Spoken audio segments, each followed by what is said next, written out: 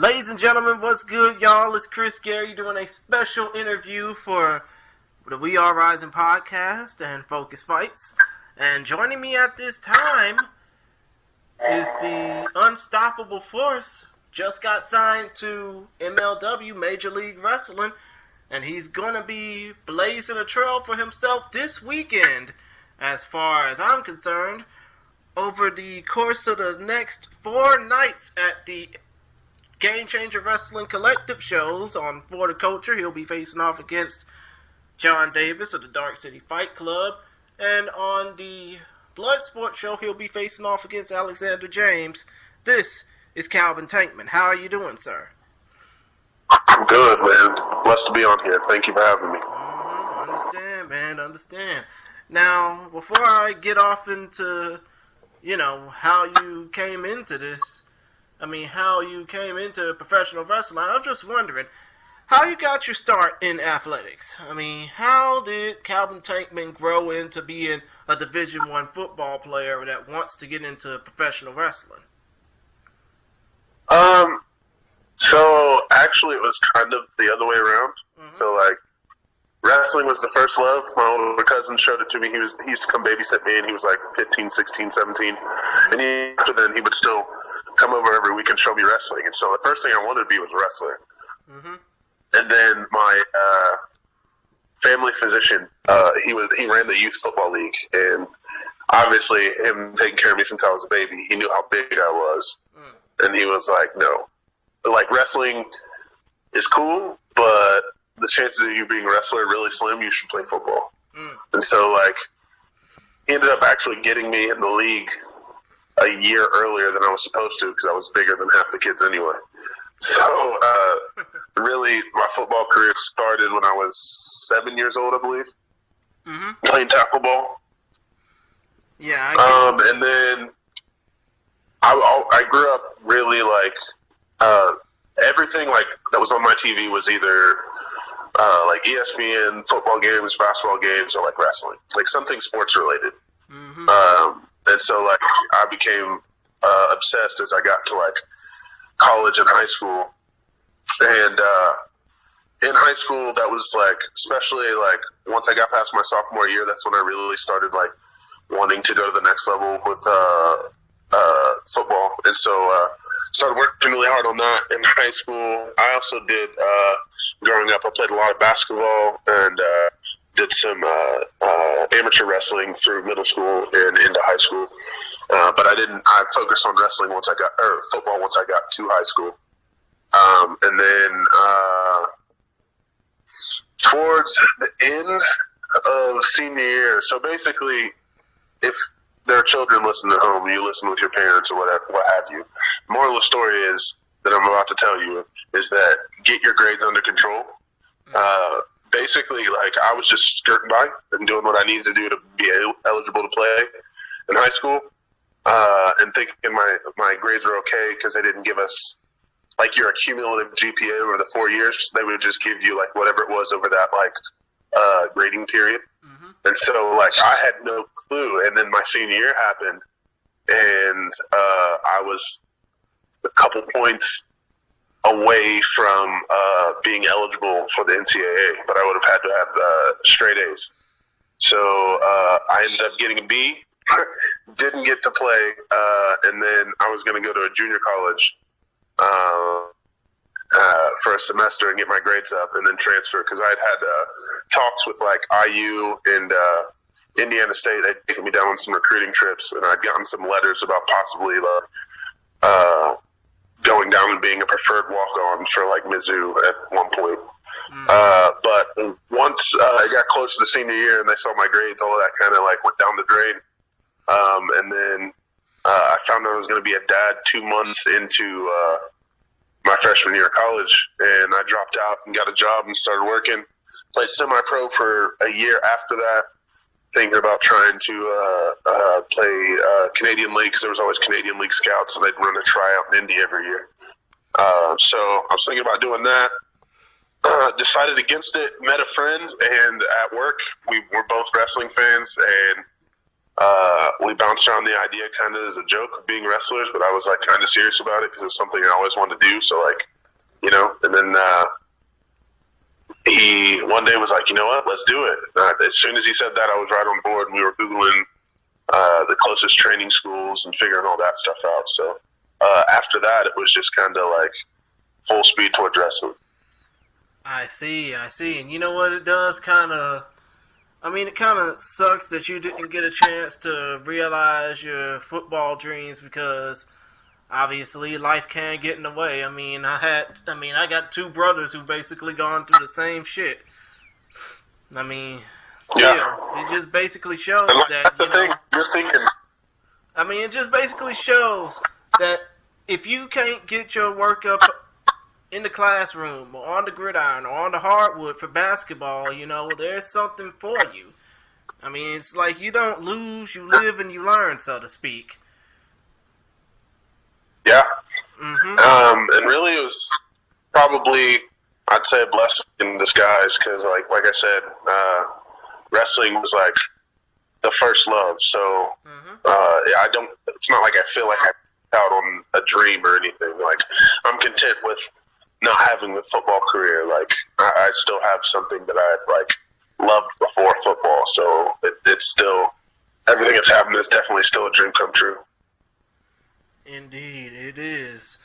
Now, as far as how you got into professional wrestling, you know, coming from wanting to get involved with professional football and seeing those dreams dash away, what was that like, and who got you into everything?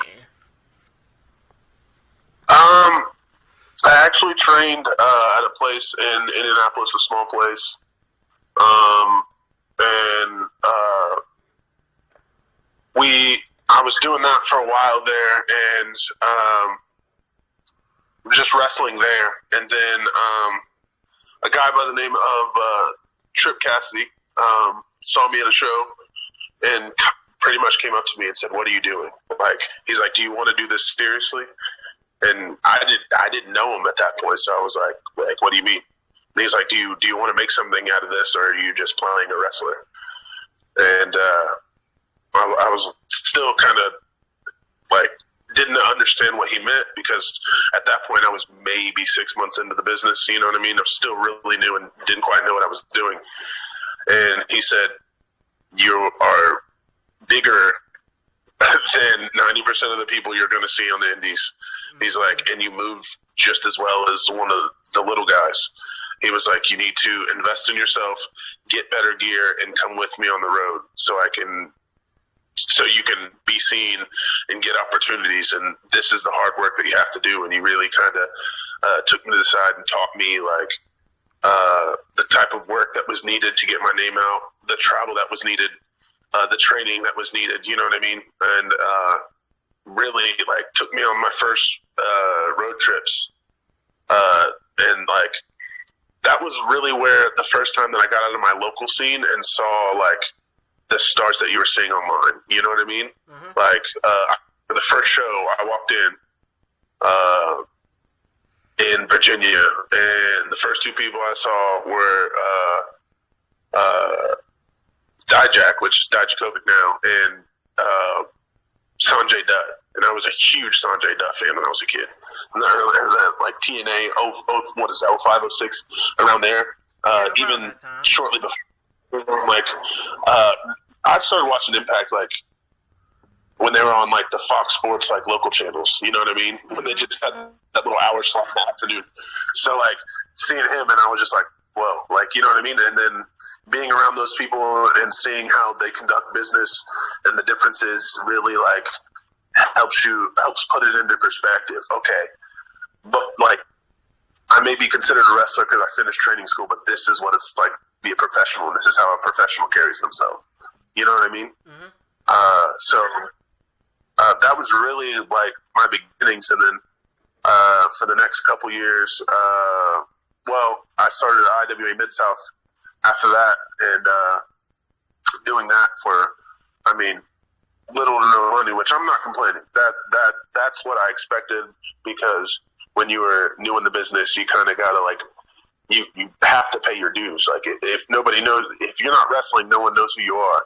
And so if no one knows who you are, you're not selling any tickets. So if you're not selling any tickets, where's the promoter going to get the money to pay you? You know what I mean?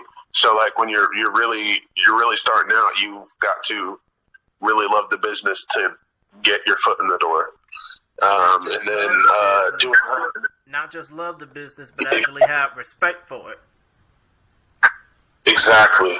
And so that's one thing that I'm definitely glad. Oh, I don't want to forget, before, as I was talking about Trip before him was TJ Kemp, who was a local guy in the Indiana scene, an OVW trained guy. And he was the first person to take me from, like, learning, like, just knowing how to take a bump and do some moves to, like, actually learning the psychology and the pacing and how to tell a story, and to really help me, take me to that next level so that I was ready to go on the road with someone else and to learn. So Exactly. Now, as far as, you know, how your career has come forward, I mean, obviously you faced off against some names that, you know, you probably don't want to remember, and some names you don't want to forget. But, you know, when it comes to, what am I trying to say? You won your first title, I think, like, 2 years in the business, if I'm not mistaken? The IWA Mid-South title? That wasn't necessarily my first title, but it was my first, like, major title for a company that people would know, yes. I see. But as far as that experience, you know, you gotten your name off, you basically put yourself over in IWA Mid-South, you have competed all over the Midwest. I mean, who basically, what am I trying to ask? You basically got the opportunity to compete in Game Changer Wrestling the first time out. I think it was last summer, if I'm not mistaken. You know, who... It was this summer. The World on GCW, the first indie show. Yeah, the World on GCW Part 2, Indianapolis, at the Celebration Plaza Amphitheater in Indianapolis. And that was, I think, 3 months after you won the Bizarro Luchaversal title, which you still have. You know, how did it feel wrestling on that platform and wrestling not just in that type of environment, but, you know, even though it's still COVID season, it's still COVID hell pretty much for everybody else, you know, how did it feel getting that exposure for a promotion like Game Changer Wrestling? It felt good. It was one of those things that, like, there was more that went into getting that debut than just them knowing who I was. They were, like I was saying before, going and paying your dues. There's a lot of companies that like another one, like AIW, for instance. I went down there and helped set up their ring and tear it down and stayed with their trainees even after I'd been wrestling for a couple of years, simply because I wanted that opportunity. So GCW's over in New Jersey a lot of times, and they're traveling a lot of places, so I couldn't always do that. And then last year, they did the Nick Gage Invitational in Chicago, and me and one of my buddies rode up with Mance Warner, and I was there every round cleaning up glass. I stayed after, cleaning up all the glass off the ground, and tore the ring all the way down. And so that's one of those things where it's like, that's where, when you stay when you're not asked to, that's where a lot of people see that you want it. And so I remember after that, trying to get to as many shows as I could to try and help, and it was like really difficult to do that. So getting the call, and then, well, actually after helping set up or helped tear down an NGI, I remember Brett Lauderdale shook my hand and thanked me, and said he wouldn't forget it. So it was one of those things where when I finally got the opportunity, I was definitely ready for it, because that was a promotion that I definitely wanted to work for, and I'd at least not as much as I wanted to, but I'd still put in some work for it. So it felt like it felt really good. And so like the whole COVID thing, with that happening before, was it risky going out during COVID? Yes. But was it worth it to me? Yes, because I knew the type of I know what GCW is to the independent scene, and I know if I can go and I can hang there and I can make a name for myself there, that there's no place in the indies that I can't make a name for myself. So I was definitely excited to finally get that opportunity to show what I could do on a bigger stage.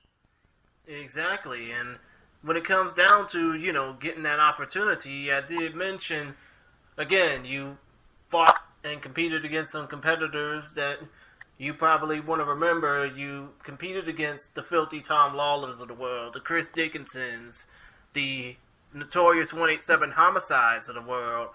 But obviously, winning the Black Label Pro title, defeating Everett Stevens, and then losing the belt immediately after to Jake Something, you know, that must have been a nice little feeling. That must have been a nice little rush to win a title and to have it taken away from you just like that. But how did you feel going into that weekend back in August?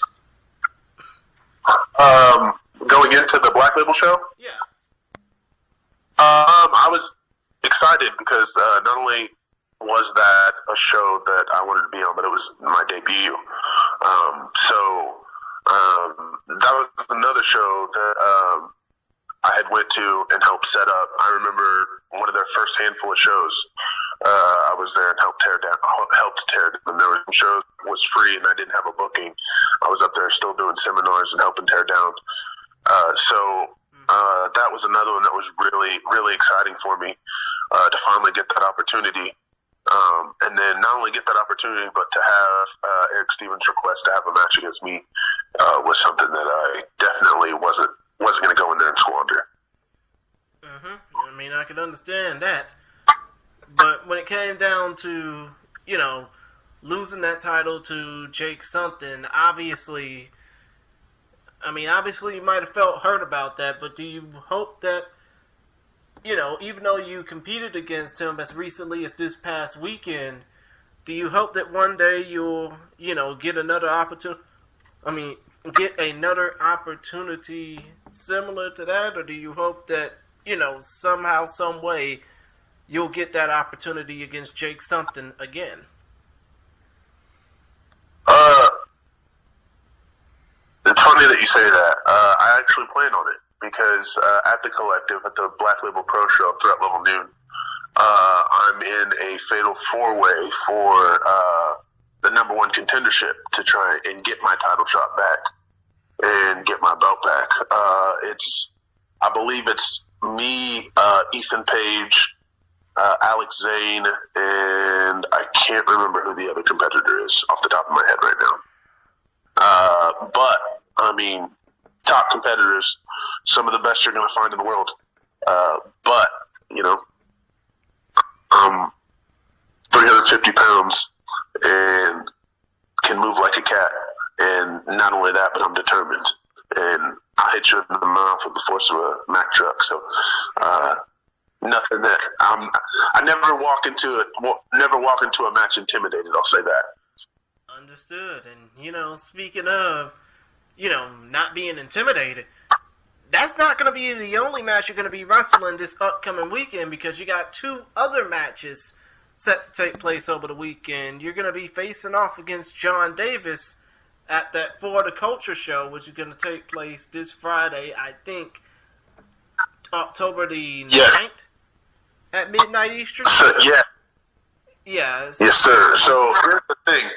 The bad part about that is, as of last night, John Davis had tweaked his knee and isn't going to be able to perform. So now I have to change who my opponent is again, but it's another top talent, top heavyweight, O'Shea Edwards. Oh. So that's definitely one that I'm looking forward to.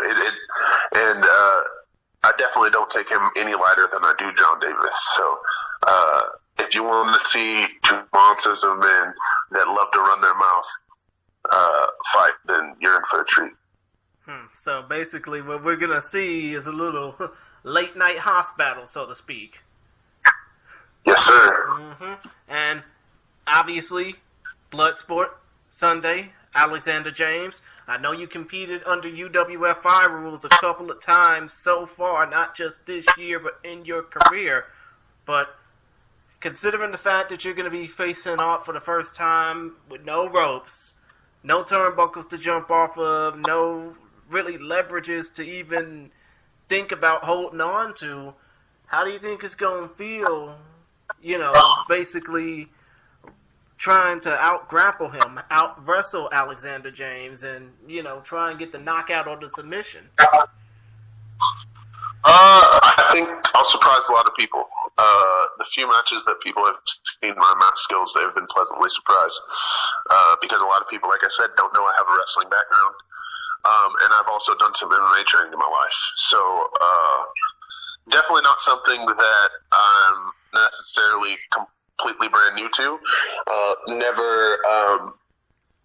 I'm not to the point of some of these other guys that have multiple fights or have trained at higher levels, but I'd like to say that I'm no slouch, especially with my size. So it'll be a fun challenge. I'm definitely excited for it. Bloodsport, since the beginning, has been something that I've looked at and thought it was different and new and wanted to be a part of. So when I got asked to be a part of that, I was definitely super excited. And you know what? It's going to be pretty exciting because of the fact that, a lot of people, obviously they're going to get a chance to see you in MLW. They hope to get the chance to see you compete in MLW when they restart things. But, for a lot of people this weekend, in these 3 matches that we just talked about, it's going to be their first time even getting a chance to see you. What do you hope to accomplish out of that?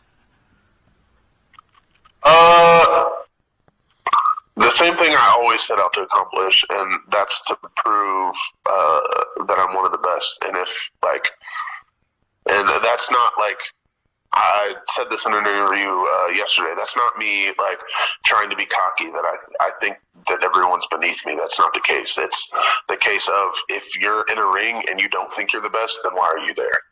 So I never step into a ring not thinking that I'm better than the man I'm going up against, because, like I said, if you don't think you are, then you've already been beaten. So I just want to open more eyes and show what I can. Oh, my apologies. Go ahead. Oh, no, you're fine. Basically what I was trying to say is more confidence than cockiness. Exactly. And I feel like that with me growing up as an athlete, you have to have that confidence. So I'm going into this, and actually there's more than 3. I believe there's 5 matches this weekend. But I'm there with, there's been a lot of, I guess you'd want to say, for lack of a better word, hype around me here recently within this couple months. And there's still a lot of people that haven't seen what I can do. And so I'm looking forward to getting the opportunity with something as big as the Collective that has so many different things and so many different eyes watching it, to really show what I can do and show what I can do against top talent, because nobody at the Collective is a slouch. I see. And, talking about one of the shows that you're going to be on again for the culture, there was a show that was happening, I think, earlier this summer, similar to the For the Culture show, Black Wrestlers Matter, up in Des Moines. And it's kind of crazy to me that, a lot of these people, a lot of these promoters don't really give black wrestlers the time of day, mostly because of the fact that they think, they're problematic and all that shit. But as far as the whole Black Wrestlers Matter movement goes and For the Culture, when people think about that now, obviously when it comes down to the Black Lives Matter movement, they think we problematic, but what do you hope that people will hope to gain out of the experience of watching an event like For the Culture? I think not just opening new eyes to new talent, but to show that. So growing up in an area where I was definitely the minority, being a black kid, there's a lot of people that don't understand that black people have different interests than what is expected of them or what is portrayed through like TV or whatever else. Like to show people that there are black wrestlers and they're really, really fucking good. You know what I mean? Yep. Like it's not something that there's just a few weird black people that like things that other black people don't like. Like no, like wrestling is literally for everyone, and there are different people of all different races who are great at what they do. And until we stop putting the box on people and actually give people the platform, we'll never know how great they are. So really, I hope that a show like For the Culture does the same thing as me seeing a guy like Ruckus on the Indies, or seeing a guy like MVP, or see a guy like Shelton Benjamin that looks like me, that is exceptionally talented at what they do, that makes me look at myself and say, why can't I do that? Why can't I be just like him? Why can't I be great like him? He did it. You know what I mean? That's one of the big things that like I've noticed since I've started chasing this crazy wrestling dream is that people don't think it's possible until they see someone in their situation or their area or something do the same thing, and then they realize it's possible. So there are going to be a select few that still would chase that dream, but if they can see someone that looks like them or someone that acts like them or someone that they relate to in that way, I hope that it motivates someone to one day be able to live their dreams the same way that we are. Exactly. And one more question I would like to ask. I mean, I know that you basically said about, if you weren't a wrestler, you would have been obviously in professional football. That would have that disqualifies me from asking, what would you basically be doing if you weren't doing professional wrestling? But as far as... There's other stuff, too. I mean, I can understand that. But as far as, what would you be doing if you weren't an athlete?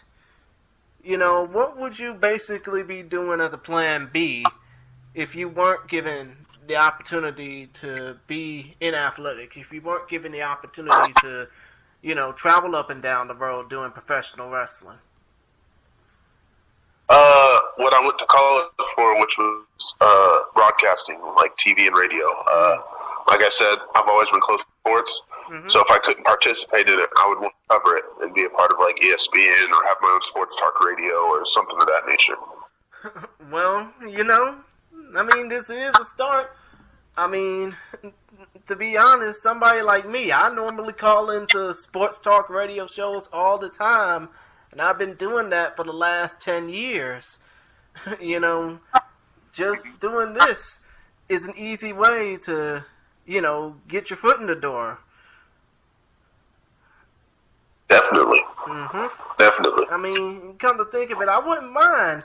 If you were to ever do a podcast, I wouldn't mind being... I'm not saying I wouldn't mind being a part of it. I'm not trying to kiss your ass or anything. I'm just saying I wouldn't mind getting the word out about you. Definitely. If I decide, I've just been really busy recently, so I know that takes a lot of work, and if I were going to do something like that, I wouldn't want it to be sporadic, you know what I mean? Like every week or every 2 weeks or whenever. But right now, I'm so busy, I don't know if I'd have time to produce and edit and do all that other stuff. Well, hey, maybe it would be best for you to do it as a bi-monthly or quarterly thing, so to speak. Listen, mate, you might be onto something. I see. But in 6 months here, you see me with a podcast, I'll give you a shout out. Okay, cool. But other than that, about to go head on and go. You have any social media shout-outs to give out? Would you like to actually put over yourself in the 5 matches that you're going to be in this weekend? Definitely. So, now I have to remember them all. I have For the Culture versus O'Shea Edwards. I have the Fatal 4-Way at Black Label Pro. I have Bloodsport against Alexander James. I also have Paradigm Pro Wrestling's Trap Soul. And that is an 8-man scramble match. That's the last show of the weekend. So all you guys know, if you don't want to miss it, hashtag call off Monday if you got to. And then, me versus Cole Radrick on the Jimmy Lloyd's D-Generation F show. And then there's one that I can't really talk about, or maybe or may not be happening. So. Understood. All they need to know, all the fans need to know is that they want to check out all those matches. They can order the collective bundle from Game Changer Wrestling on Fight TV and the Fight TV app. It's $139 or $140 in fight credits, or it's just a good $15 to $20 per show. You won't. Yeah. Damn it! What am I trying to say? You won't be dissatisfied about it. All you have to do is check out Game Changer Wrestling on social media or follow them on Twitter at GCWrestling_. And as far as your social media handles, what are they? At Calvin Tankman for Twitter and Instagram, and I believe it's Facebook.com/Calvin Tankman1. Also, we're going to be doing the restart with MLW here soon. You can catch us in, I believe they're talking about in November, airing the new episodes that we're going to be taping soon at an undisclosed location. Now, let me make sure I get this TV times right. I believe it is Wednesday nights on Fubo Sports, and then they believe it's at 8 o'clock, and then they do a replay at 10. And then Saturday at I believe it is 10 p.m. they are running it on BN Sports also. So you can catch us 3 times a week. You don't want to miss it. You never know what I'm going to be doing. Whose head's getting cracked. There's plenty of people that I want to have matches with, from Jacob Fatu to Alexander Hammerstone to LA Park to just anyone really. So, and the roster's bigger than ever. So maybe even some that haven't been announced yet. So you'll never know who you'll see when you tune in. Just be ready. And as far as their social media handles are concerned, you can check them out on all forms of social media at MLW, and especially check out their YouTube channel where they will also show episodes every Saturday, 6:05 p.m. Eastern, 3:05 p.m. Pacific. But other than that, Calvin, I know you got to go. Thanks for taking the time out to talk to me. I really appreciate it, this opportunity. And I hope that you kick ass this weekend, man. Hell yeah. Thank you, man. Thank you for giving me the opportunity to come on here, talk about myself a little bit, and put over the things that I'm doing now. Without people like you helping get the word out, we wouldn't be, the Indies wouldn't be in the position that they are right now, so thank you. I mean, to be honest, we all for the culture, so to speak. Hell yeah. Other than that, thanks for the time to talk. Can't wait to catch you this weekend, and if the opportunity does come, I hope to get a chance to, talk to you more often. Definitely. All right. Talk to you later, Mr. Tankman. All right. See ya. Peace.